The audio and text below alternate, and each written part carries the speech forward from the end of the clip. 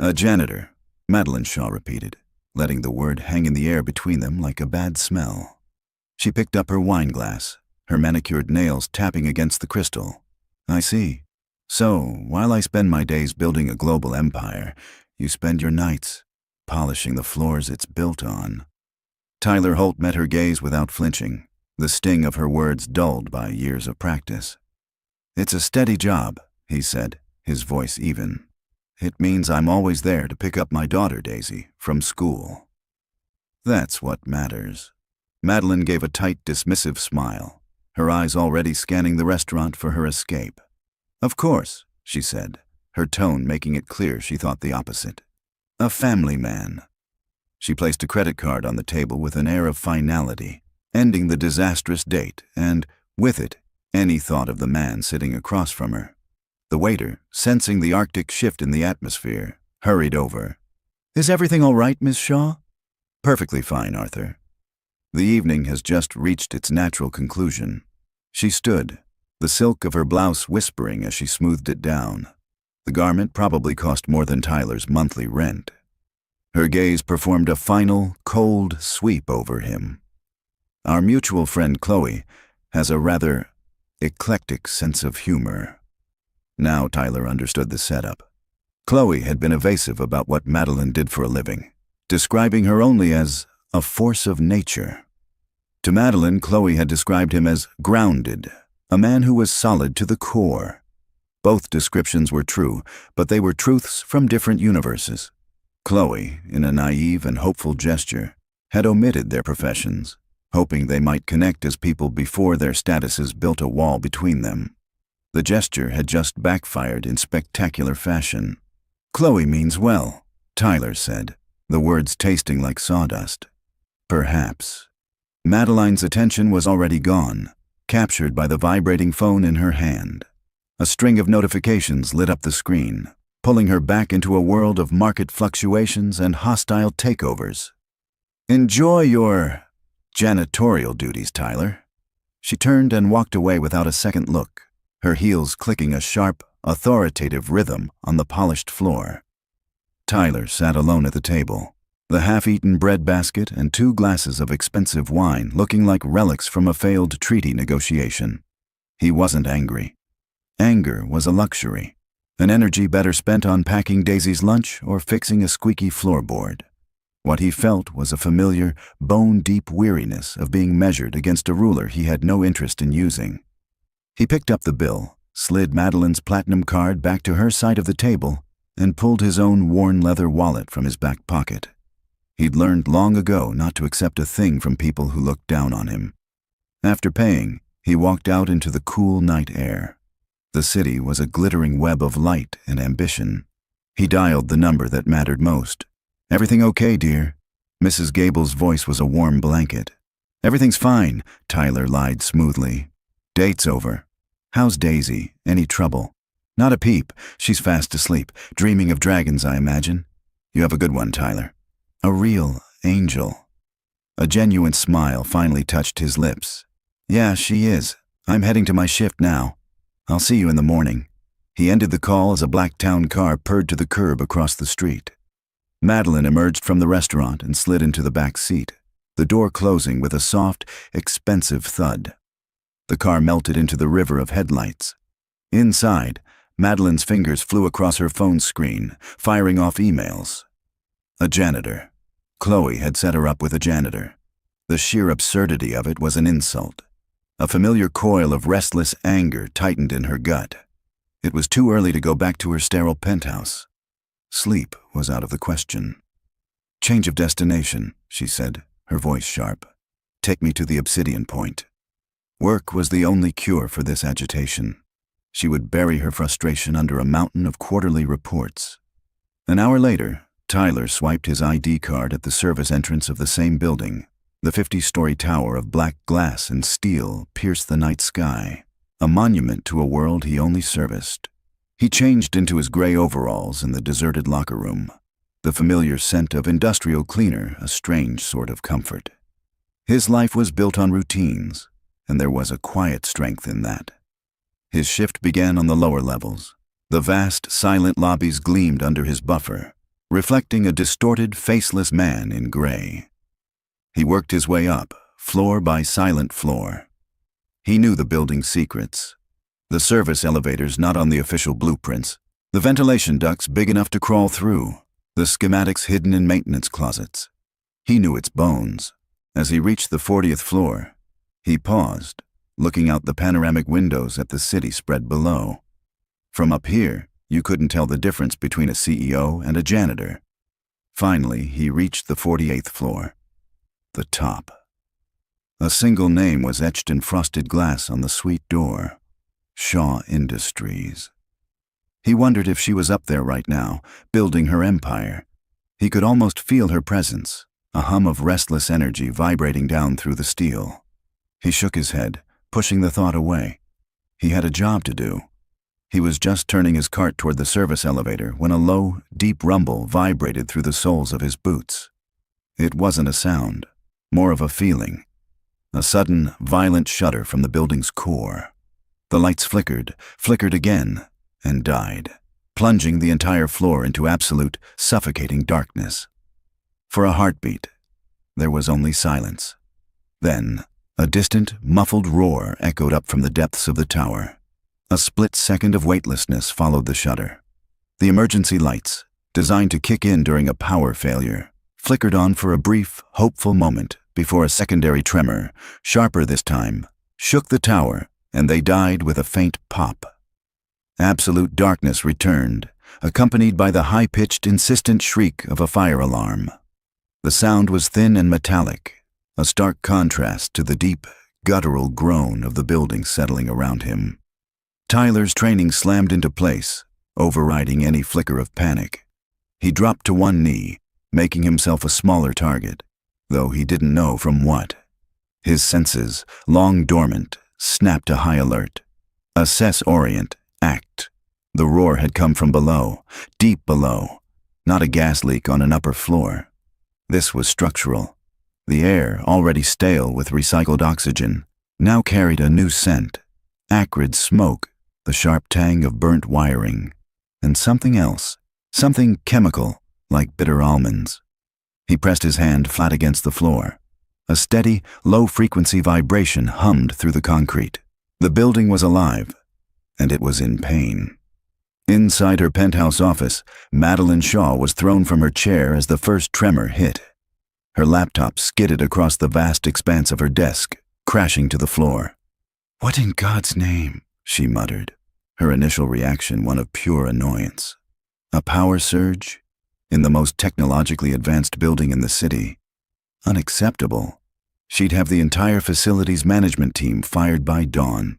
When the darkness fell, her annoyance curdled into confusion. Her office, usually a beacon of light against the night sky, was a black void. Her phone, her lifeline to the world, had no signal.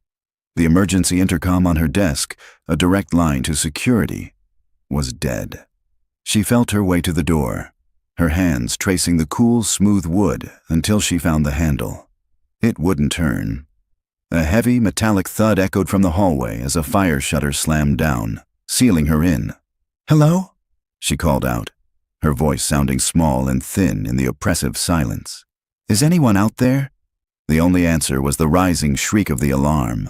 A thin gray tendril of smoke curled under the door, ghostly and silent in the faint moonlight filtering through her floor-to-ceiling windows. That's when the fear, cold and sharp, finally pierced through her armor of command and control. She was trapped. In the corridor, Tyler was already moving. He didn't need light. He had walked these halls hundreds of times. He knew every turn, every corner, every alcove. He moved with a practiced economy of motion, one hand trailing along the wall for guidance. The main elevators were death traps. The service elevator he'd just been using was likely out. That left the stairs. He reached the fire escape door, pulling the heavy handle.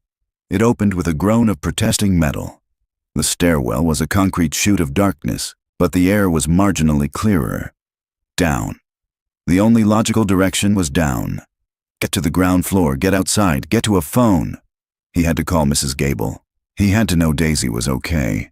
The thought of his daughter was a sharp, physical pain in his chest, a motivator more powerful than any instinct for self-preservation. He started down the stairs, taking them two at a time, his janitor's work boots making soft, rhythmic sounds against the concrete. He descended past the 47th floor, the 46th. The smoke was getting thicker, a choking fog that clawed at the back of his throat. He pulled the collar of his overalls up over his nose and mouth. He reached the 45th floor landing and paused, his hand on the railing. He could hear something now, faint and distant above the alarm. A series of panicked shouts, the sound of someone banging on a metal door. But his focus was singular. Daisy. Get out. Get to Daisy. He took another step down, and then stopped cold. Shaw Industries. The 48th floor. He pictured her face in the restaurant, the casual cruelty in her eyes as she dismissed him. His life. Everything he stood for. She was arrogant, cold, and unpleasant. She wasn't his problem. His problem was an 8-year-old girl sleeping soundly in a warm bed, trusting her father to come home. He took another step down. Leave no man behind. The words echoed in his head, an old creed from a different life, a life of dust and sun, and the shared bond of survival. It was a rule etched into his soul, a principle he'd seen men die for. She wasn't a soldier. This wasn't a battlefield. But she was a person, a life, and she was trapped above him, in the heart of the danger. He stood there in the dark, torn between two duties that were ripping him in half. The father against the soldier. Love against principle. Every fiber of his being screamed at him to go down, to run toward his daughter. Leaving Madeline Shaw to her fate would be easy. It would be logical. It might even feel like a small, bitter form of justice. But it wouldn't be right.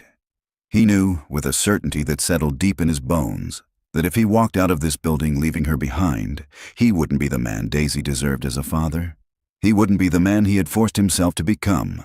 Damn it, he whispered into the smoky darkness. He turned around. The metallic taste of fear and resignation filled his mouth. He began to climb, forcing his legs to move against every instinct, one step at a time, back up into the smoke, back up toward the fire. Back up to the 48th floor. The climb back up was a journey through hell. Each floor he passed was a milestone in his betrayal of a father's first duty. With every step, the air grew hotter, thicker, and more poisonous. The alarm shriek was now punctuated by the groaning of stressed metal and the distant, terrifying sound of shattering glass. The building was tearing itself apart. He reached the 48th floor landing, his lungs burning, his eyes streaming. The smoke here was a solid, roiling thing, an oily black fog that clung to every surface. The main corridor was impassable, a tunnel of blackness where heat shimmered in the air. The fire shutter for the main entrance to Shaw Industries was down, a solid sheet of steel glowing with a faint, ominous heat from the other side. There was no getting through there. But Tyler knew another way. He felt his way along the wall, past the sealed door, counting his steps. 20 paces down, there was a small, almost invisible seam in the wallpaper, a maintenance panel. Behind it was a narrow crawl space that ran parallel to the main corridor, connecting the service closets and ventilation systems. It was designed for running new cables, not for human passage, but he'd been inside it once to fix a faulty sensor. It was tight, but it would go. He pulled a multi-tool from a pouch on his belt, a janitor's best friend, and pried at the edge of the panel. The metal groaned in protest. He put his shoulder into it, muscles straining, until it popped open with a loud crack. Cool, slightly less smoky air washed over his face. He ducked inside, pulling the panel shut behind him, and was plunged back into total darkness. Inside Madeline's office, the heat was becoming unbearable. The smoke was so thick she was on her hands and knees, coughing, her throat raw. She had tried to break one of the massive triple-paned windows with a bronze statue of a bull, an award for a ruthless takeover, but the glass had only starred, refusing to shatter. The city lights mocked her from beyond the impassable barrier. Her $100 million view had become the wall of her tomb. Panic was a wild animal clawing at her insides. All her life, every problem had been solvable with money, power, or intimidation. Now, those tools were useless. She was just a woman in a sealed, superheating box, slowly running out of air. A loud metallic scraping sound echoed from the far wall, near the private kitchenette. She froze, her breath catching in her throat. Was the building collapsing? "Madeline!" a voice called out, muffled but clear. "Madeline Shaw, can you hear me?" She stared into the darkness, her mind reeling. It couldn't be. The voice was familiar. "Who's there?" she choked out, her voice raspy. A section of the wall near the floor, disguised as a ventilation grate, was being pushed outward.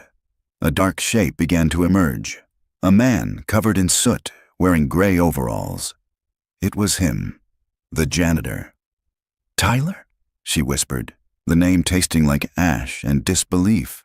"What are you doing here?" "Getting you out," he said, his voice calm and authoritative, completely at odds with the chaos around them. He crawled the rest of the way into the room, the multi-tool still in his hand. "We have to move, now! The fire is spreading from the elevator shafts. This whole floor could flash over any minute." Her mind struggled to process the impossibility of it. He should have been one of the first ones out. He should have been running for his life. Instead, he had climbed back up. For her. Why? "How did you get in?"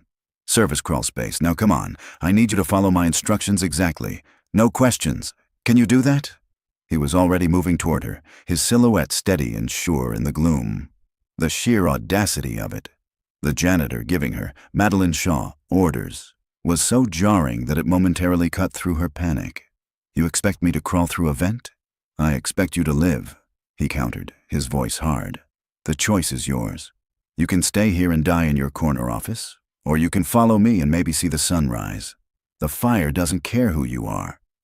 He crouched beside her, and for the first time, she could see his eyes in the faint moonlight. They were clear, focused, and held no trace of fear, only resolve. That resolve was more compelling than any argument. It was the only solid thing in a world that was falling apart. She gave a single, jerky nod. "Good. Take off your shoes," he commanded. "My shoes? They're Manolo's. They cost—" "They'll get you killed," he cut her off sharply. "You need to be able to move, and move quietly. Ditch them." She hesitated for a second, then kicked off the designer heels. The act felt like a surrender. "Stay low," he ordered. "The cleaner air is near the floor. We're going back through the crawl space to the stairwell on the north side of the building. It should be clearer. I'm going first. Stay right behind me. Do not stop, no matter what you hear. Got it?" She nodded again, her throat too tight to speak. He led her to the opening. The crawl space was a claustrophobic tunnel of wires and pipes.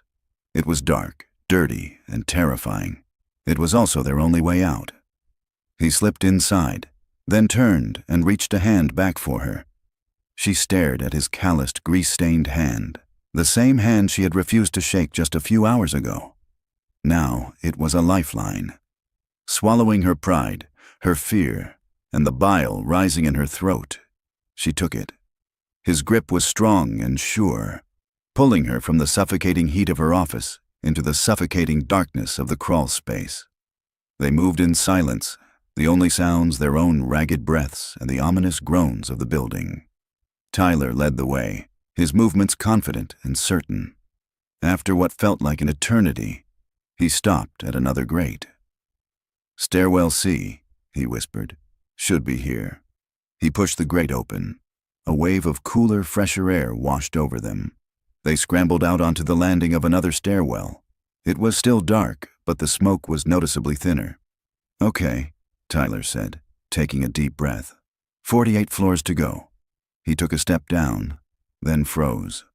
A low, grinding crack echoed from below, a sound of catastrophic failure. The concrete beneath their feet trembled violently. Before he could shout a warning, the entire flight of stairs below them tore away from the wall and plunged into the abyss with a deafening roar, leaving nothing but a gaping, smoky chasm. For a long moment, neither of them moved. They stood frozen on the precipice of nothing, the abyss below them breathing hot, smoky air. The roar of the collapse faded, replaced by the crackle of distant fire and the horrified, strangled sound that escaped Madeline's throat. Her mind, so used to calculating odds and outcomes, finally found a scenario it couldn't process. Complete and utter hopelessness.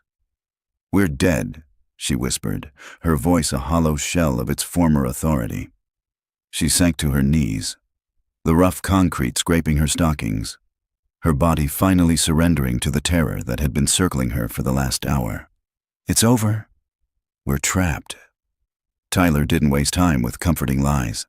He grabbed her by the arm, his grip hard and insistent, and hauled her back to her feet.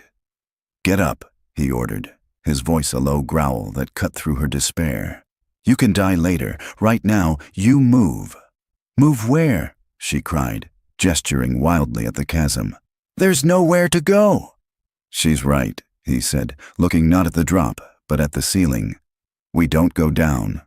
We go up." She stared at him, bewildered. "Up? To what?" "The roof," he said, his mind already working, processing new variables, formulating a new plan. "There's a helipad. Emergency access. If there are first responders, that's where they'll look first. It gets us out of the smoke and into the open air. It's our only shot." The logic was simple, brutal, and terrifying. To go up, they had to go back into the inferno of the 48th floor, back through the crawl space. "No," Madeline breathed, shaking her head. "I can't. Not back in there." "You can and you will," Tyler said, his face inches from hers. Soot smudged his features, but his eyes were like chips of steel. "I didn't climb 48 floors for you to give up now. We are getting off this roof. Do you understand me?" He wasn't asking. He was telling her. The soldier had taken over completely. She saw something in his eyes then, a deep, unwavering certainty that defied the chaos around them. It was the look of a man who had faced worse and survived. It was the only thing in this entire nightmare that felt real. She gave a numb, trembling nod. "Good. Let's go." He led her back to the crawlspace grate. The heat radiating from the main corridor had intensified. He peered through the opening into her former office. Flames were now licking at the far wall, greedily consuming the expensive leather chairs and polished mahogany. They had maybe minutes before the entire suite was engulfed. "It's going to be hot," he warned.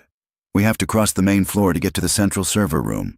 The roof ladder is in there. Stay low and stay right on my heels." They crawled back into the office.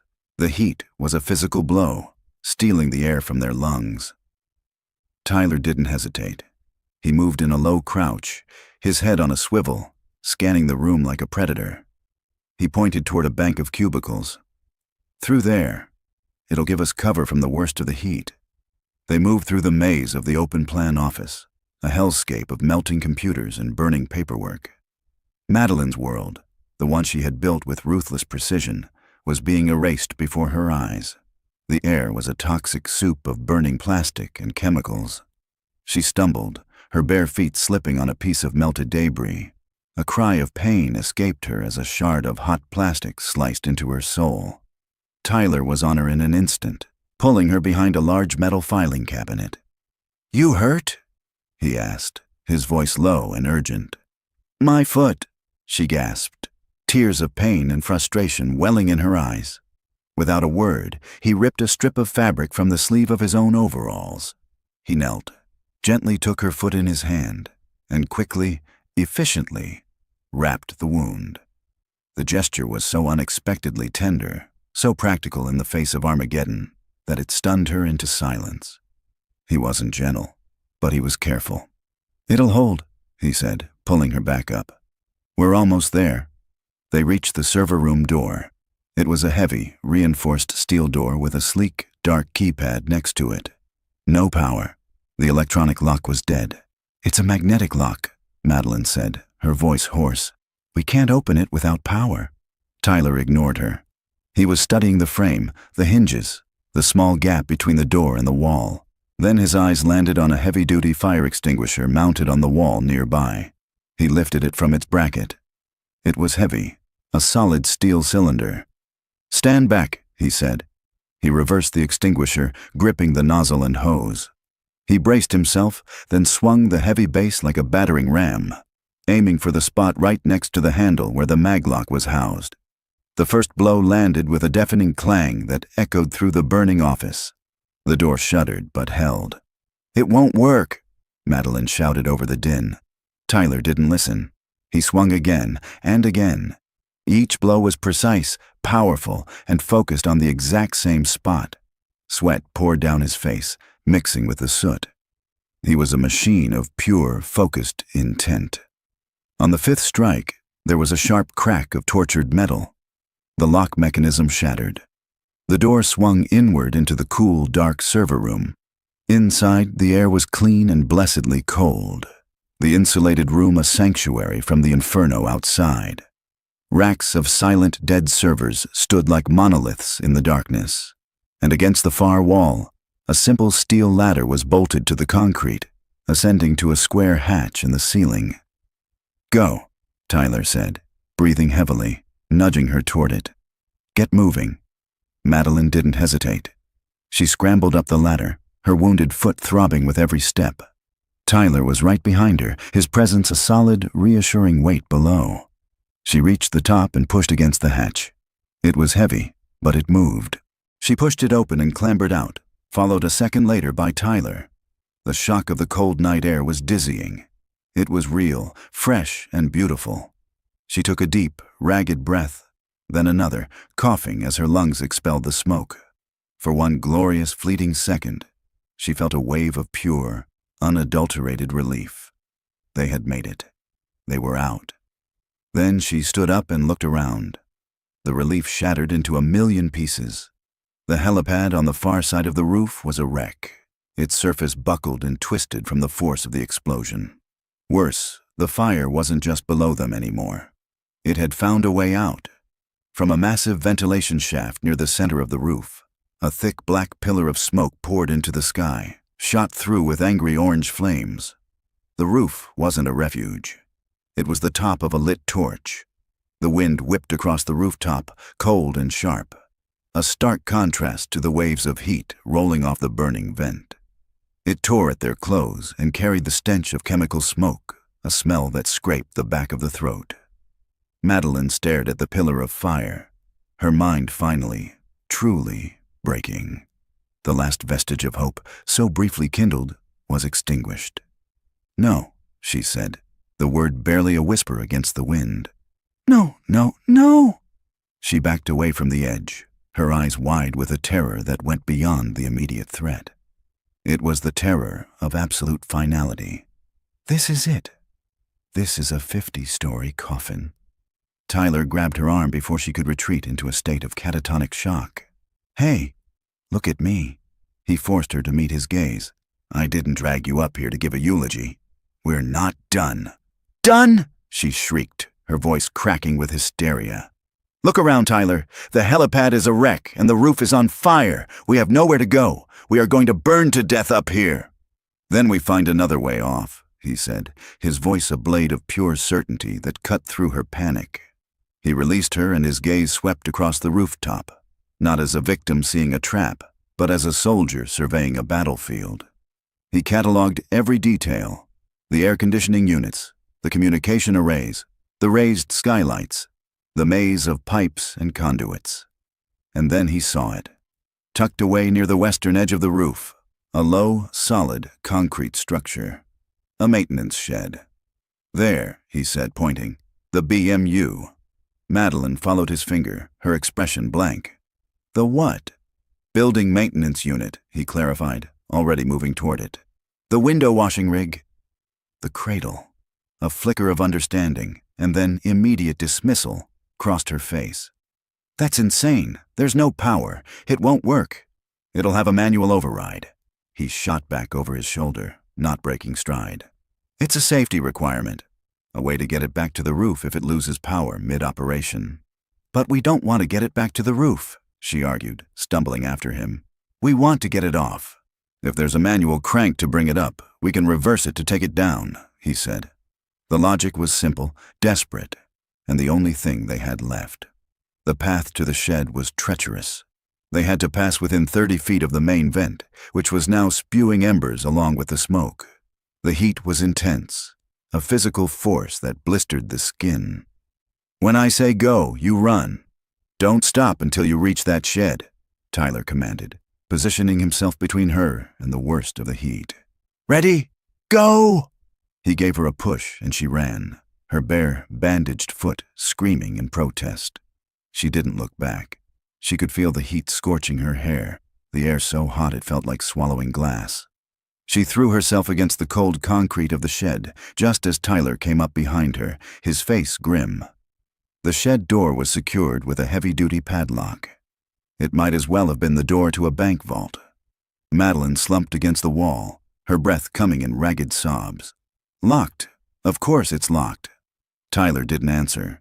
He was already working, pulling his multi-tool from his belt.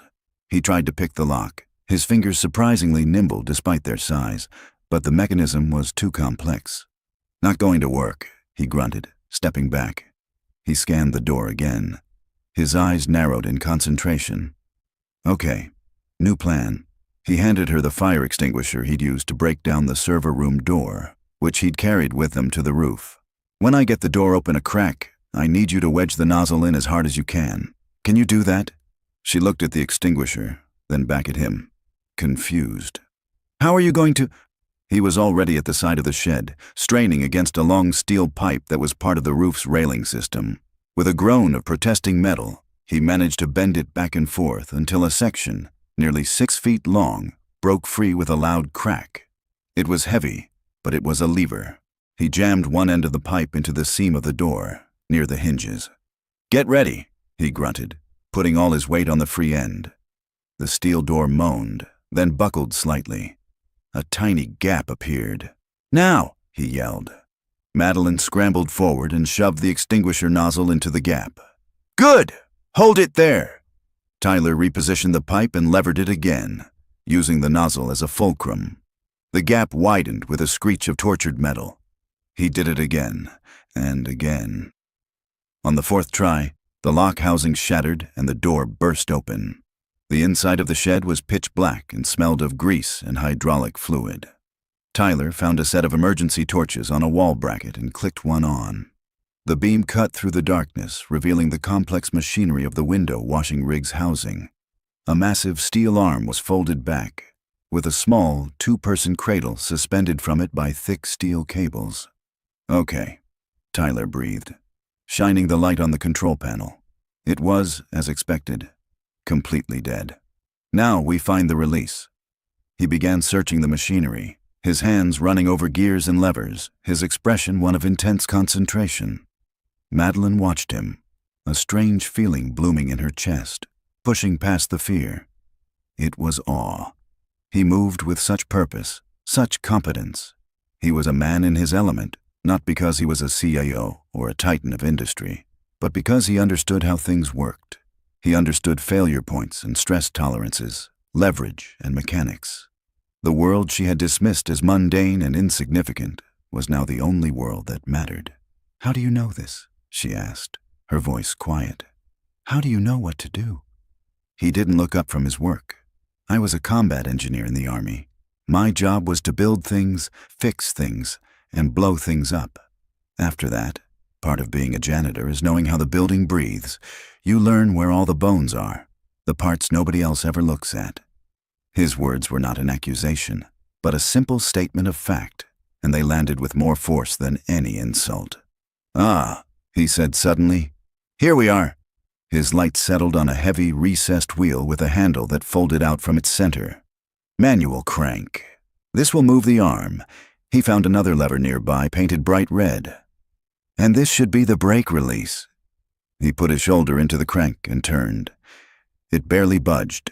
He braced his feet, every muscle in his back and arms straining. Slowly, with an agonizing groan, the massive steel arm began to move, unfolding from its housing and extending out over the edge of the building. Okay, he panted, sweat dripping from his chin. Get in the cradle. Move to the far side. Keep your weight balanced. She climbed into the small metal cage, her heart pounding against her ribs. It felt flimsy, a tiny, insignificant thing dangling over a 50-story drop. Tyler finished positioning the arm, then climbed in after her, his weight making the cradle dip alarmingly. He leaned out, his hand on the red brake lever. This is it, he said, looking at her, his eyes serious. "It's going to be a rough ride. Whatever happens, do not stand up and do not rock the cradle. Understand?" She could only nod, her hands gripping the safety rail so tightly her knuckles were white. Tyler took a deep breath. "Here we go." He pulled the lever. There was a loud clank, and then a stomach-lurching drop of about 5 feet as the slack in the cables went tight. Madeline screamed, her eyes squeezed shut. The cradle swung violently, slamming against the side of the building with a deafening screech of metal on glass. Then, slowly, terrifyingly, it began to descend, scraping its way down the face of the burning skyscraper. The world became a symphony of shrieking metal. The cradle wasn't descending smoothly. It was a controlled fall, a terrifying scrape against the skin of the building. With every floor they passed, the sound of metal grinding against glass and steel was a physical assault. Madeline kept her eyes squeezed shut, her knuckles white bone against the safety rail. The dizzying sight of the city lights wheeling below was too much to bear. She focused on the only 2 solid things in her universe, the feel of the cold steel under her hands and the sound of Tyler's steady breathing beside her. He was a rock in the heart of the storm. He worked the brake lever with a focused precision. His body braced against the side of the cradle, using his own weight to keep the descent from becoming a free fall. The muscles in his forearms were corded with strain. He wasn't looking down at the street, 50 stories below. He was looking up at the cables, at the arm of the crane, at the burning roof they were leaving behind. He was constantly assessing, anticipating the next failure point. "Open your eyes," he said, his voice calm but firm, not taking his eyes off the cables. "I can't," she breathed, her voice a thin thread of sound. "You have to. I need you to be my lookout on this side. Tell me if you see any debris, anything sticking out from the building that could snag us." It was a command, not a request, and some deeply ingrained part of her, the part that responded to authority, obeyed.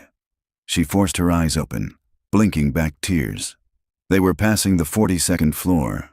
Through the windows, she could see offices twisted into surreal landscapes of fire and shadow. A chair, still burning, was fused to a melted desk. Papers, caught in a thermal updraft, danced like fiery ghosts against the glass. It was a glimpse into the grave they had just escaped. She forced herself to look away from the fire and focus on the sheer face of the building. "It looks clear," she managed to say, her voice trembling. "Good. Keep watching." They descended another 10 floors in an agonizingly slow, jarring procession. The scraping sound was their constant companion. The cradle would lurch, slide, catch, and then lurch again. Each sudden movement sent a fresh spike of adrenaline through Madeline's system. She was operating on pure, frayed nerve endings. "Your daughter," she said suddenly, the words tumbling out before she could stop them. She needed to say something, anything, to fill the terrifying silence between the groans of metal. "Daisy, how old is she?" Tyler didn't answer for a moment, his focus absolute as he navigated them past a shattered window on the 30th floor. When the cradle was clear, he finally spoke, his voice low. 8. She's waiting for me to read her a story in the morning." The simple domestic detail was so profoundly out of place in their current reality that it hit Madeline with the force of a physical blow. A story. While they were dangling from a steel thread on the side of a burning skyscraper, a little girl was sleeping, waiting for her father to come home and read to her. The stakes of their survival, which for Madeline had been a selfish, primal instinct, suddenly expanded. It wasn't just her life on the line. It was his. And it was Daisy's chance to see her father again. "We're going to make it," she said, surprising herself with the conviction in her own voice. "You're going to read her that story." A grim smile touched Tyler's lips, visible for a second in the fire's flickering light. "That's the plan." They were just passing the 25th floor when it happened. A sudden, violent jolt, far more severe than the others, threw them against the side of the cradle. The descent stopped. The scraping sound was replaced by an ominous, high-pitched creak as the cables strained under a dead weight. "What was that?" Madeline gasped, her heart leaping into her throat. "We're snagged," Tyler said, his voice tight. He worked the brake lever, pushing and pulling. But the cradle didn't move. It was held fast, suspended halfway down the building. He leaned out as far as he dared, trying to see what was holding them. "I can't see it. Something below us, a piece of the facade, maybe." They were stuck.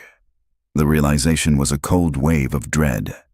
Below them, the street was still a terrifying distance away. Above them, the fire was growing, a hungry beast eating its way down the building's spine. They were a sitting target. "Okay," Tyler said, pulling himself back in. His calm demeanor was finally starting to fray at the edges.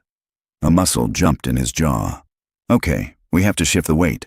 Try to rock it free." "Rocket?" Madeline stared at him. "Are you crazy?" "We'll fall. We'll fall if we stay here and the cables melt," he countered, his logic unassailable. "I need you to move to my side.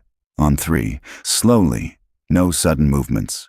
She looked at him, then at the empty space on his side of the cradle, then down at the streetlights. So far away they looked like fallen stars. Her body refused to move. "Madeline," he said, his voice softer now, but more intense. "I need you to trust me. I'm not going to let you fall."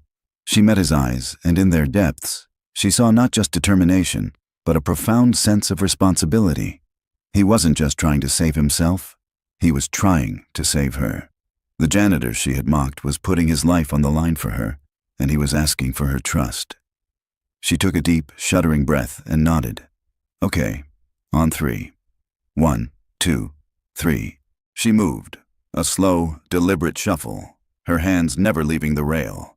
The cradle groaned in protest, tilting at a horrifying angle. She reached his side, pressing herself against him, her body trembling uncontrollably. "Now," he grunted, "we lean." Together, they pushed their weight against the side of the cradle. It swung out, away from the building, then back in, hitting the glass with a jarring thud. "Nothing." "Again," he commanded. They leaned again, harder this time. The cradle swung out, a pendulum over the abyss, and slammed back against the building. A loud crack echoed around them, followed by a metallic screech. The cradle dropped. It wasn't a slide this time. It was a fall. A sickening, weightless plunge of 10, maybe 15 feet. Madeline screamed, a raw, primal sound of pure terror. Tyler threw his body against the brake lever with a desperate roar. For one horrifying second, it didn't catch. Then, with a sound like a gunshot, the brake engaged. The cradle jerked to a halt so violent it nearly threw them both out. Their descent arrested once more, leaving them swinging in the smoky wind, 20 stories above the ground. For a long, breathless moment, they just swung, suspended in the night. The violent halt had sent a shockwave through the metal frame of the cradle, and it continued to tremble, a living thing terrified of its own predicament. Below them, the world was a dizzying swirl of flashing lights. Above, the fire raged, a malevolent orange eye staring down at them.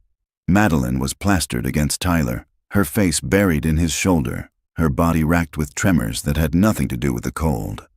The scream had torn itself from her throat, leaving it raw and bleeding. She was gasping for air, each breath a painful, ragged sob. Tyler didn't move.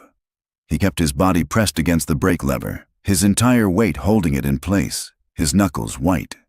He was listening, not to Madeline's panicked gasps, but to the cradle itself, to the high-pitched pinging of the over-tightened cables, to the groan of the brake mechanism that had just saved their lives. "It held," he said, his voice a low, rough rasp. The brake held. Madeline lifted her head slowly, her eyes wide and unfocused. She looked at him, then at the lever he was still pinning with his body. There was a dark, spreading stain on the shoulder of his gray overalls where he'd thrown himself against the steel. "You're bleeding," she whispered, her voice stripped of all its former ice, leaving only a fragile, human core. He glanced down, his expression unreadable. "It's nothing, just a bruise."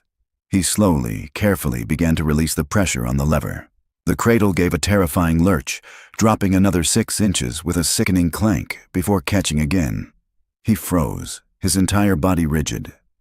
"Okay," he breathed out. Okay, the gear is stripped. It'll hold our weight, but it won't release smoothly anymore. What does that mean? She asked, her voice shaking. It means the next 20 floors are going to be a series of short, controlled drops, he said, his gaze fixed on the mechanism. It's going to be rough. Rougher than before. She just stared at him. He had a gash on his shoulder. His face was a mask of soot and sweat. And he was talking about continuing their insane descent as if it were a minor inconvenience. She could see the emergency vehicles below now, swarming the base of the building like insects. She could make out the tiny figures of firefighters and police officers. They were so close. And yet, 20 stories might as well have been a mile. They see us, she said, a new fragile hope rising in her chest. Look, they see us! On the street below, a commotion was erupting. Spotlights swiveled up, pinning their tiny, swinging cage in cones of brilliant white light. A collective gasp seemed to rise from the crowd that had gathered behind the police barricades. They were a spectacle. A news helicopter was already hovering at a safe distance, its camera a single, unblinking eye. That's good, Tyler said, though his voice was tight with strain. But they can't get to us up here. The ladders don't reach this high. We have to get ourselves down. He looked at her, his eyes cutting through the chaos. I need you to get back to your side of the cradle. We have to balance the weight. The thought of letting go of him, of moving in their fragile cage, was terrifying. But the trust she'd given him 20 floors above had solidified into something hard and real. He hadn't let her fall. She nodded, her movements stiff and clumsy, and shuffled back to her side. Okay, he said, taking a firm grip on the lever. I'm going to release it and try to catch it again almost immediately. It's going to feel like we're falling. Don't scream. It won't help. Ready? She wasn't ready. She would never be ready. But she braced herself, gripping the rail, and gave a single, sharp nod. He pulled the lever. The world dropped out from under them. It was a 5-foot plunge of pure, heart-stopping terror. Madeline bit down on her lip so hard she tasted blood, stifling the scream that clawed at her throat. The cradle hit the end of its slack with a bone-jarring slam that rattled her teeth. Then Tyler, with a pained grunt, re-engaged the brake. They came to another shuddering halt. They were 5 feet closer to the ground. See? He panted, his voice strained. It works. That was your plan, she asked, her voice incredulous. To fall down the building? The plan is to survive, he shot back. It's all we've got. And so began the most terrifying journey of her life. A descent measured not in feet or floors, but in a series of controlled heart attacks. Drop, slam, halt. The rhythm was brutal, punishing. With each drop, the building rushed up to meet them. With each halt, their bodies were thrown against the steel cage. But with each one, the sirens got louder, the flashing lights grew brighter, and the shouts from the street below became more distinct. Somewhere around the 10th floor, Tyler's strength began to flag. She could see the tremors in his arms as he fought the lever, the sheer, brute force it took to arrest their fall each time. The gash on his shoulder was bleeding more freely now, the dark patch growing larger. Let me help, she said. He shook his head, his jaw clenched. No, I have a feel for it. You could overcorrect. Tyler, you're hurt. You can't do this alone. I have to, he said, his words clipped. He took a deep breath, braced himself, and pulled the lever again. Drop, slam, halt. 8th floor, 7th. They could see the faces of the firefighters now, upturned and anxious. A ladder was being extended from a massive truck, its arm reaching, but it was still too short. Just a little more, Tyler muttered, more to himself than to her. Come on, just a little more. He pulled the lever. They dropped to the 6th floor, then the 5th. The top of the ladder was almost parallel with them now, a tantalizing 10 feet away. A firefighter in full gear was climbing, a safety line clipped to his belt. One more, Tyler grunted, his face pale with exhaustion. This is the last one. He pulled the lever with the last of his strength. The cradle dropped, and this time, something was different. A high-pitched screech accompanied the fall, and the cradle didn't just drop. It tilted, one side dipping precariously as a cable finally gave way. They weren't just falling, they were tipping over, Tyler threw himself against the brake, not with control, but with raw, desperate force. The gear caught with a final grinding shriek of protest, and then shattered, but not before arresting their fall one last time. The cradle hung there, suspended at a sickening angle, a broken toy dangling by a single thread, level with the fourth floor. And just 5 feet away, a firefighter on the end of the ladder reached out his hand. "I've got you!" he yelled, his voice muffled by his mask. "Give me your hand!" The firefighter's voice was a lifeline thrown across a chasm of chaos. "Give me your hand!" The cradle, hanging at a nauseating angle, gave another metallic groan. The last remaining cable, stretched taut and gleaming in the spotlights, was singing a high, thin song of imminent failure. "You first," Tyler said, his voice a low command directed at Madeline. His body was wedged into the low corner of the tilted cage, acting as a human counterweight.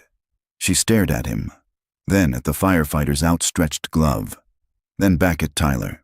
"No, you're hurt. You go." The words were out of her mouth before she could think, a reflexive, protective instinct she didn't know she possessed. Leaving him behind felt like a physical impossibility, a violation of the unspoken pact they had forged in fire and fear.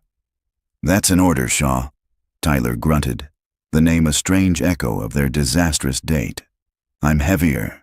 If I move first, the balance will shift and send you swinging out of reach. You have to go now."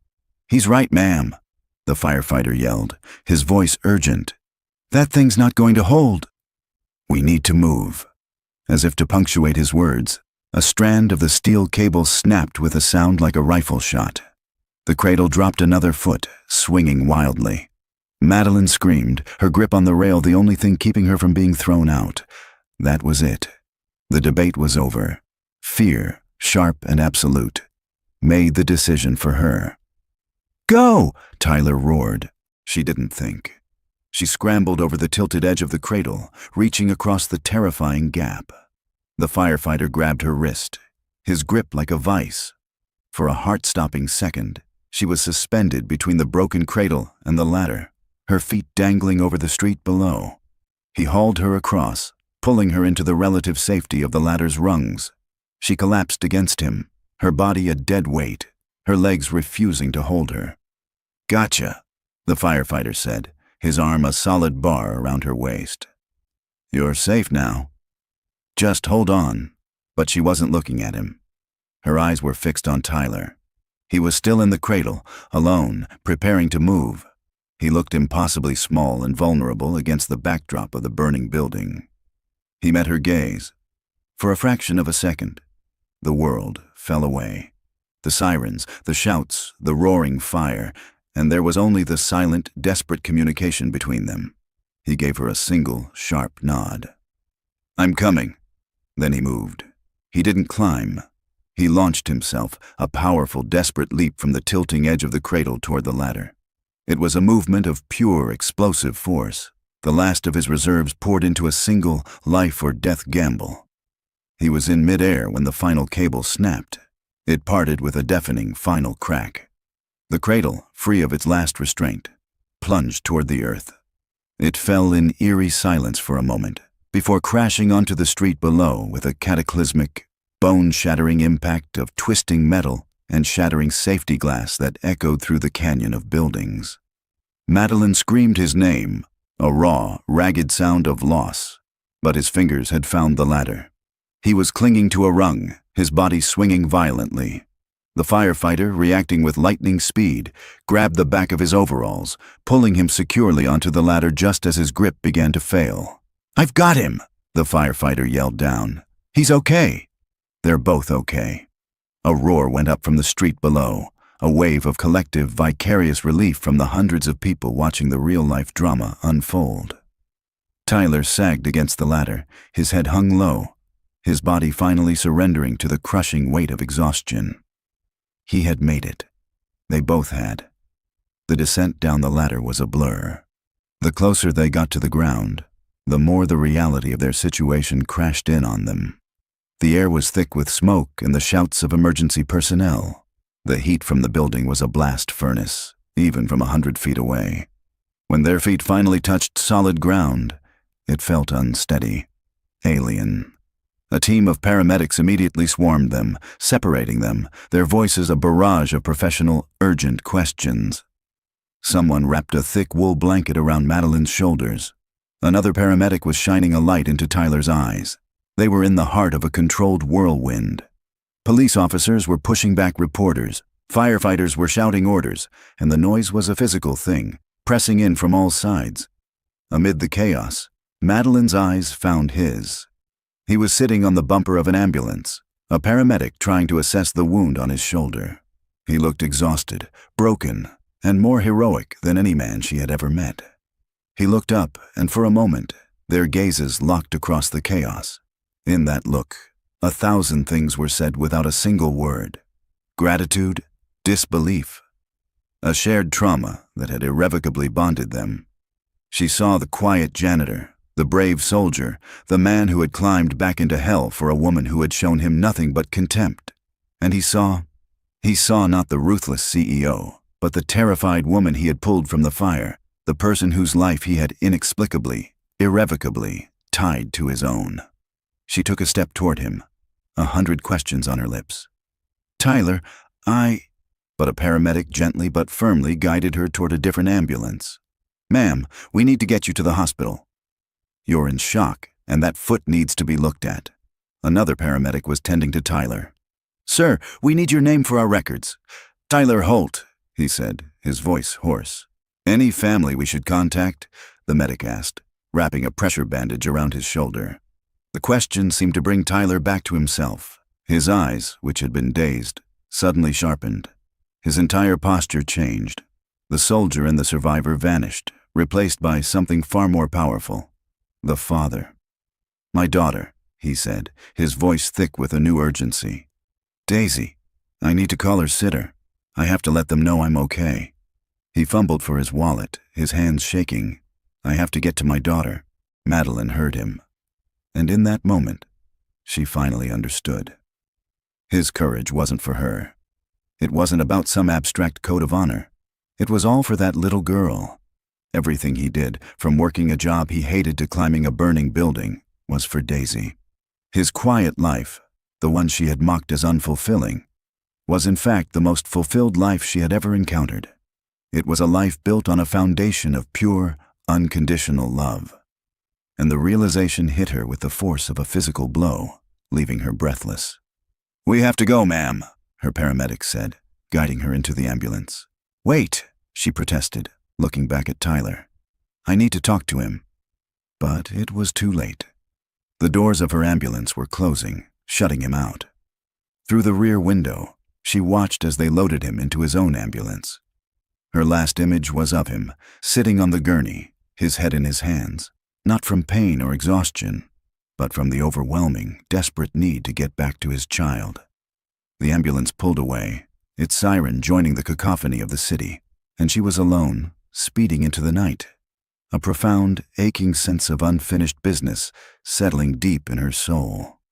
The inside of the ambulance was a world away from the chaos on the street. It was clean, brightly lit, and smelled of antiseptic. A paramedic with kind, tired eyes was cleaning the gash on Madeline's foot. The pain was a dull, distant throb, overshadowed by the roaring in her ears and the tremor in her hands that she couldn't seem to stop. The wool blanket felt heavy, a pathetic shield against a cold that was radiating from the inside out. At the hospital, the motion was swift and impersonal. She was moved from the ambulance to a gurney, from the gurney to a brightly lit emergency bay. Nurses and doctors moved around her, their voices a calm, professional murmur. They asked questions she couldn't quite process. "Are you allergic to anything? Can you tell me your date of birth? Does this hurt?" She answered on autopilot, her mind a million miles away, replaying the last few hours in a dizzying, terrifying loop. The crawl space, the burning office, the fall, the final, desperate leap. Over and over she saw Tyler's face, calm in the face of chaos, resolute, determined. And then his face as he sat on the bumper of the ambulance, the heroics forgotten, his entire being consumed with a single thought: Daisy. A doctor was stitching her foot, his movements neat and precise. "You were very lucky," he said, his eyes focused on his work. "A few more minutes up there. Well, you're a very lucky woman, Miss Shaw. Lucky." The word felt wrong. Luck had nothing to do with it. She was alive because of a man she had deemed worthless. A man whose name she had barely bothered to remember until he was the only thing between her and death. A hot flush of shame, so intense it was almost nauseating, crept up her neck. Her own words from the restaurant echoed in her head, sharp and cruel. "How fulfilling. Enjoy your janitorial duties."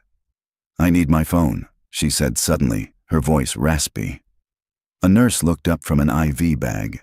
"We can try to locate your personal items, ma'am, but right now you need to rest." "I don't need to rest," Madeline insisted, pushing herself up on her elbows. The movement sent a wave of dizziness through her. "I need my phone. And I need to know what hospital they took the other man to. The man who was with me." "Tyler Holt." The nurse gave her a placating smile. "We'll make some calls. Just try to relax." Meanwhile, in a different bay, in the same sprawling emergency room, Tyler was refusing treatment. "It's just a deep bruise and a laceration, Mr. Holt," the doctor said patiently. "But it needs to be properly cleaned and dressed, and I want to get you a tetanus shot." "Just patch it up so I can go," Tyler said, his voice raw with exhaustion and anxiety. "I need to get home." He'd already borrowed a nurse's phone to make the most important call of his life. The sound of Mrs. Gable's voice, calm and steady, had been the first solid thing he'd felt since the explosion. Daisy was still asleep, blissfully unaware. He'd told the sitter there had been a minor incident at work, that he was fine but would be home later than usual. The lie had tasted like ash in his mouth. Finally, after what felt like an eternity, they released him. His gray overalls were gone, replaced by a set of standard-issue hospital scrubs. His shoulder was bandaged, his face was clean, and he felt like a ghost. He took a cab home, the pre-dawn sky beginning to lighten in the east. When he quietly let himself into his small apartment, Mrs. Gable was waiting for him. "Oh, Tyler," she whispered, her eyes taking in his appearance. "I'm okay," he said, his voice cracking. "Is she—" "Fast asleep," she said softly. He walked past her, down the short hallway to Daisy's room, and pushed the door open a crack. In the soft glow of her dinosaur nightlight, he could see her small form, curled up under her blankets, her breathing slow and even. She was safe. The sight of her, so peaceful and untouched by the night's horror, finally broke him. A deep, shuddering breath escaped him, and he leaned his forehead against the doorframe, the strength that had carried him through the last 6 hours draining out of him all at once. In her private hospital room, Madeline was watching the news. Her face was on every channel. A grainy cell phone video showed the cradle's terrifying descent. A news helicopter's thermal imaging showed the fire gutting the upper floors of her building. The chyron at the bottom of the screen read, "CEO trapped in blaze, rescued in daring escape." Then they showed his picture. It was a low-quality security camera still from the lobby, showing a man in a janitor's uniform. "The hero of the night," the news anchor was saying, "is being identified as Tyler Holt, a night shift janitor and former U.S. Army soldier." She watched, her heart a leaden weight in her chest, as they detailed his bravery. And all she could think about was the way she had looked at him in that restaurant, with nothing but pity and contempt. She had to see him. It was a need so sharp and urgent it eclipsed everything else.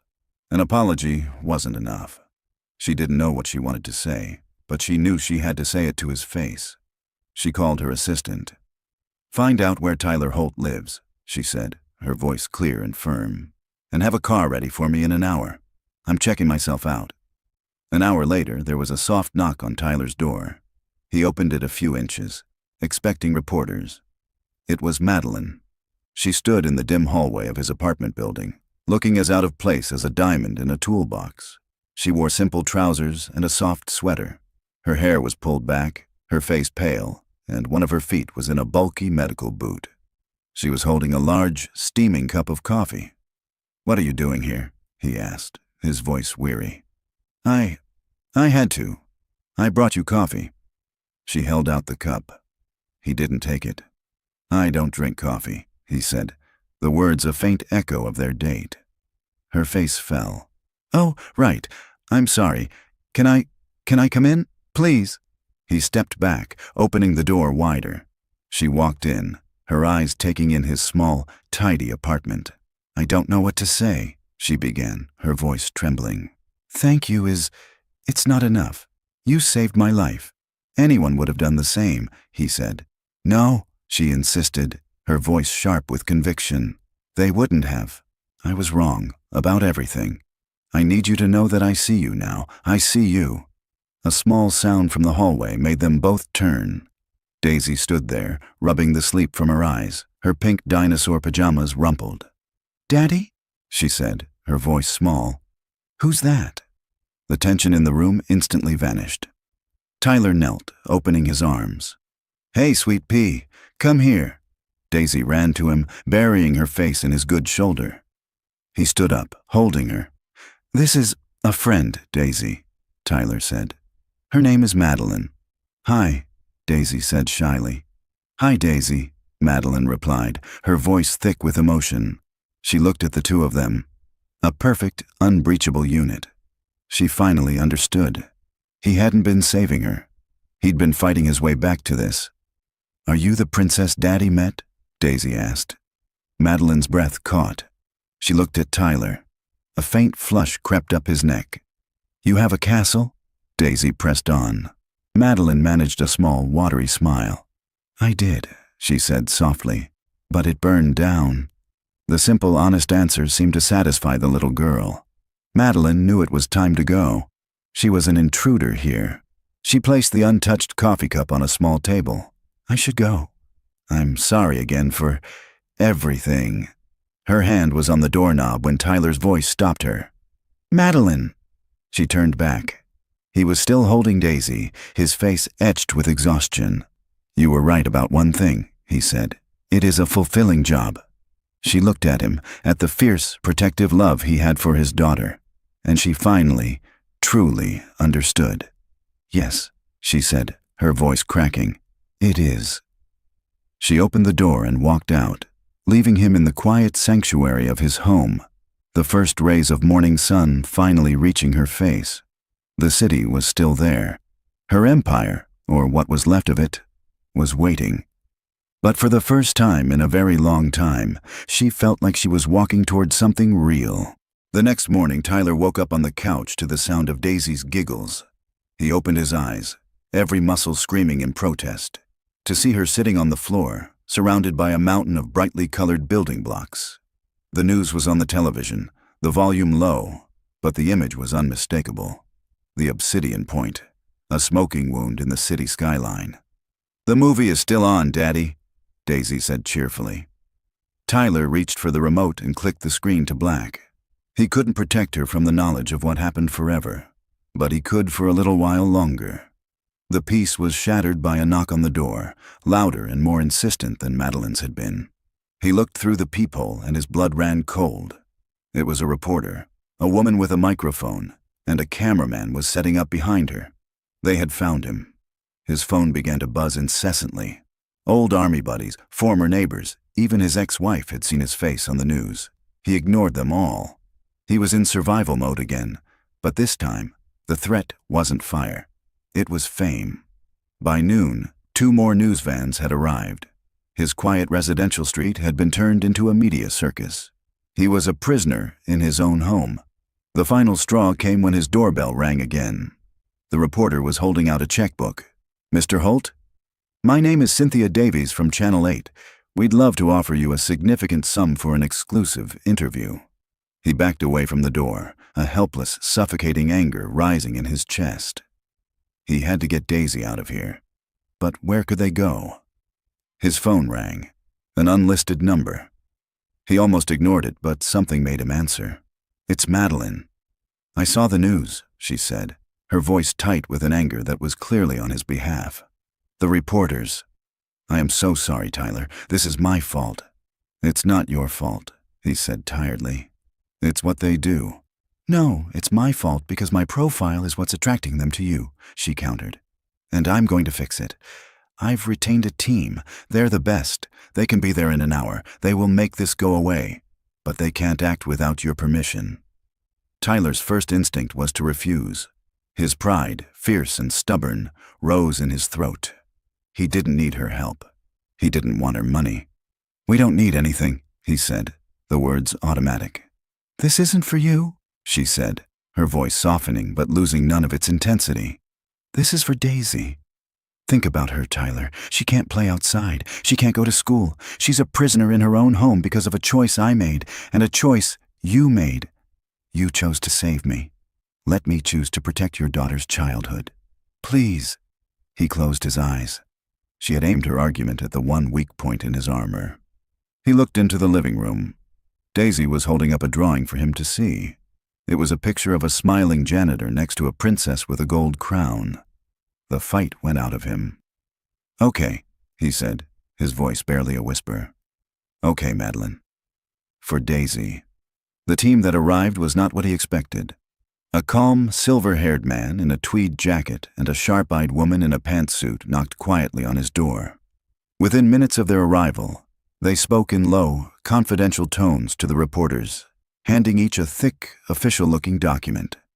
The news crews packed up and left without argument. The street fell silent. The siege was over. The silver-haired man, Quentin, knocked again. It's done, Mr. Holt. Ms. Shaw's instructions were very clear. Your peace and your daughter's security are the only priority. He handed Tyler a simple white card with a phone number on it, and then they were gone.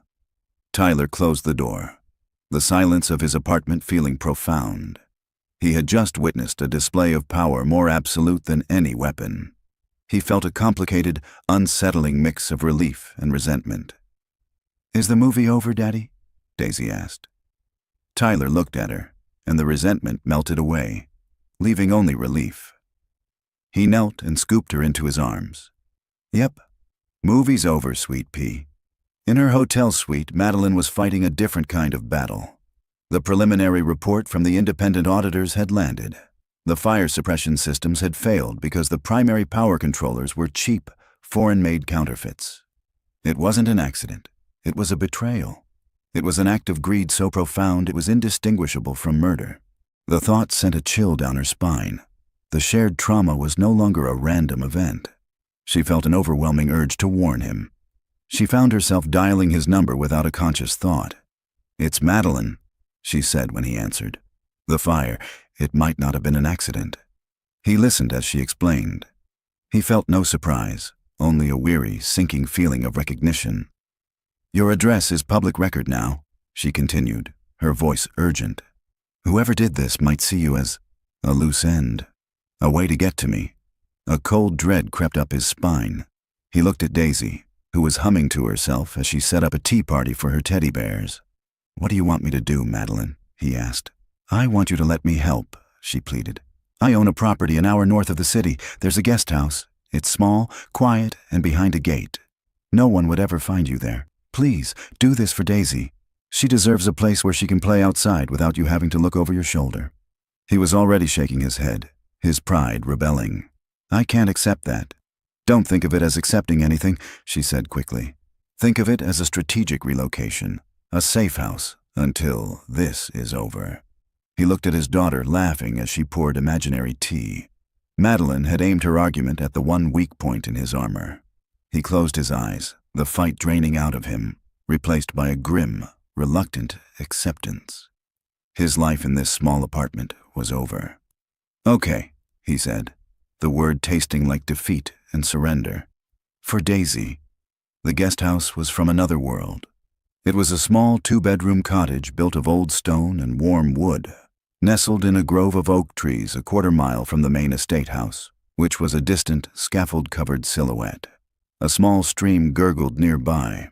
For the first time in days, the only sounds were the wind in the trees and the cheerful chirps of birds. Daisy fell in love with it instantly. For her, it wasn't a safe house. It was a fairy tale cottage. She ran through the small, beautifully furnished rooms, claiming the one with a window seat that looked out over a wildflower meadow. For the first time since the fire, Tyler saw the genuine, uncomplicated joy return to his daughter's face. The knot of tension in his own chest, a knot he hadn't even realized was there, began to loosen. Madeline had been true to her word. A car had picked them up discreetly from the back of his apartment building. They had arrived with nothing but a few hastily packed bags, but the guest house was fully stocked. The pantry was full. The closets held new, simple clothes in their sizes, and the bookshelf in Daisy's room was filled with classic children's stories. The generosity was staggering, and it made Tyler deeply uncomfortable. He felt like a kept man, a project. But every time he looked at Daisy, running barefoot through the soft grass outside, her laughter echoing in the clean country air, his pride dissolved. Madeline had been right. This wasn't for him. It was for her. 3 days later, Madeline's car crunched up the gravel driveway. Tyler was on the small porch, watching Daisy try to catch butterflies. He stood up as Madeline got out of the car. She wasn't dressed like a CEO. She wore jeans, a simple white shirt, and a pair of riding boots. She looked younger, less formidable. "Hi," she said, her voice a little hesitant. She was holding a small, brightly wrapped gift. "Hi," he replied. The awkwardness of their new reality hung between them. He was a guest, or a charity case, on her land. Daisy, seeing the visitor, ran over. "It's the princess!" she squealed. A faint blush colored Madeline's cheeks. "Hi, Daisy. I brought you something." She handed the gift to the little girl. It was a beautiful, professional-grade sketch pad and a set of colored pencils. "Wow, thank you." Daisy hugged Madeline's legs, a gesture of pure, unthinking affection that seemed to startle the CEO. Madeline stood rigidly for a moment before her hand came down to rest, awkwardly at first, on Daisy's hair. "You're welcome," she said, her voice a little thick. They spent the afternoon in a strange, tentative dance of normalcy. Daisy showed Madeline her new room and the drawing she'd made of a butterfly. Madeline, in turn, showed a surprising knowledge of different butterfly species. They walked down to the stream, and Tyler watched as Madeline Shaw, the corporate raider who brought titans of industry to their knees, knelt in the dirt to help his daughter build a small dam out of pebbles and twigs. Later, after Daisy had gone inside to draw in her new sketch pad, they sat on the porch. "I found him," Madeline said, her voice low and hard. The change was immediate. The soft afternoon persona vanished, replaced by the CEO. "It was my COO, Henderson. He was in deep with some very bad people. Gambling debts. Vector Systems was a shell company they used to funnel money. He signed off on the counterfeit parts to cover his tracks. He knew they were substandard, but he never thought they'd fail so catastrophically. He thought he was just skimming a few million off the top." "What happens to him now?" Tyler asked. "He's in federal custody. He'll be in prison for the rest of his life," she said, her voice devoid of triumph. She just sounded tired. "It's over, Tyler. The threat is gone. You're safe."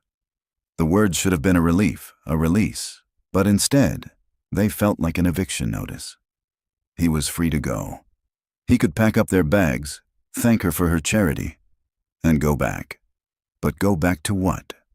The small apartment now felt like a cage. His job as a janitor, once a source of quiet stability, now felt like a life he had outgrown. The fire had burned away more than just a building. It had burned away the man he used to be. "So, we'll be out of your hair in the morning," he said, the words tasting like gravel. Madeline turned to him, her expression unreadable. "Is that what you want?" "It's your house," he said, looking away, out at the trees. "It's a house," she corrected him gently. "It's just property. It's not a home." She paused. "I spend my life acquiring things, Tyler. Buildings, companies, assets. I thought that's what building a life meant. I never understood that a life is something you build with people. The way you have with Daisy." She stood up and walked to the edge of the porch. "I'm selling Shaw Industries," she said quietly. "Or what's left of it. I'm done. I want to build something else. Something that matters." She turned back to face him. "This estate, it's been in my family for generations, but it's been neglected. The grounds are overgrown, the main house needs a complete overhaul. The machinery in the barns hasn't run in 20 years. It needs a caretaker, someone who knows how things work, someone who knows how to fix things that are broken. She was offering him a job, a life. Not out of pity, not out of debt, but because she saw him, his skills, his character, and she valued them. "I don't need charity, Madeline," he said, his voice rough with pride. "This isn't charity," she countered, her eyes meeting his. "This is a partnership. I'm good at making plans and finding resources. You're good at making things real. We could rebuild this place. Together." He looked at her, really looked at her. He saw the woman from the restaurant, the woman from the fire, the woman who knelt in the dirt with his daughter. They were all the same person, someone who had been trapped in a tower of her own making long before the fire ever started. He thought of his life before the fire, a life of quiet survival, of keeping his head down. He had survived, but he hadn't truly been living. The fire had changed that. It had forced him to be more than just a janitor, more than just a father. It had forced him to be the man he was always meant to be. A year later, the guest house was still their home. The main house on the hill was slowly coming back to life, its windows no longer dark and empty. From the porch, Tyler could hear the distant, happy shrieks of Daisy playing in the meadow with her two new best friends, a golden retriever puppy and Madeline. He was wearing grease-stained jeans and an old t-shirt, his hands calloused from work he loved. He spent his days restoring the estate's old machinery, his nights reading stories to his daughter, and his weekends in a quiet, comfortable companionship with a woman who was slowly, carefully, learning how to build a home instead of an empire. Madeline looked up from the meadow and saw him watching. She smiled, a real, unguarded smile that reached her eyes. He smiled back. They were two survivors, scarred and changed by the fire, who had found something unexpected in the ashes. They had learned that true strength wasn't about the heights you could climb, but about having the courage to climb back down. It wasn't about invulnerability. It was about the quiet, fulfilling work of rebuilding, piece by piece, a life worth living. Together. And that's a wrap on this story. But the conversation doesn't have to end here. Let us know down below what part of the world this reached today, and maybe one word that says how it made you feel. It's incredible to think we're creating this sort of map of emotions together. What we're trying to do here is build a home for stories that actually matter. Stories about getting back up, about forgiveness, and that quiet kind of strength. If you want to help us build it, a subscription and a simple like goes a very long way. It tells the world that these stories are wanted, and it helps them travel to places we could never reach alone. I'm just so grateful you chose to spend your time here. Until we meet in another tale, try to be the kindness you want to see out there.